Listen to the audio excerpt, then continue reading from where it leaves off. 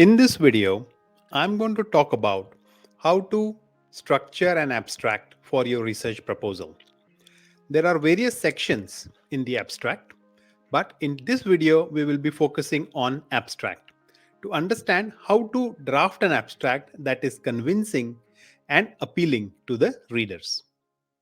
The next thing is you have to write a convincing and a clear abstract. So what is it that you should cover in the abstract? So let's have a look at this example abstract. What does it say? So it has three sentences. The first one says, this research proposal aims to investigate the relationship between urban green spaces and the mental health of individuals living in cities. So that is the aim or the objective of this proposal. See, so the way it is written, the first sentence itself, it is very clear and to the point that we have what is the aim of this proposal. The next sentence, given the rapid urbanization and decrease in natural environments within urban areas, this study seeks to understand. So, what does this study do? It says it seeks to understand how urban green spaces can serve as a vital component in improving mental well-being. Yeah, so we are looking at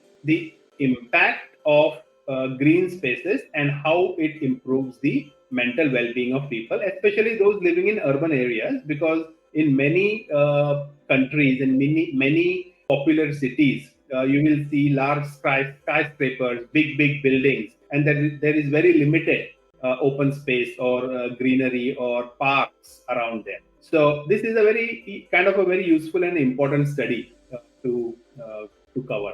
The next paragraph or the next sentence mentions the findings of this research. So the findings of this research could inform urban planning and public health policies to integrate green spaces effectively within city landscapes to enhance the mental health of the population. So here the findings are not mentioned because the research is not done. But as you can see, it is written in a future tense, so that this is what would be done as the research progresses. So the findings. So you can mention the findings in a future tense. So if you are writing your abstract for your research proposal, this will give you some idea. What you can also add into this is what methodology you are going to use when doing this research.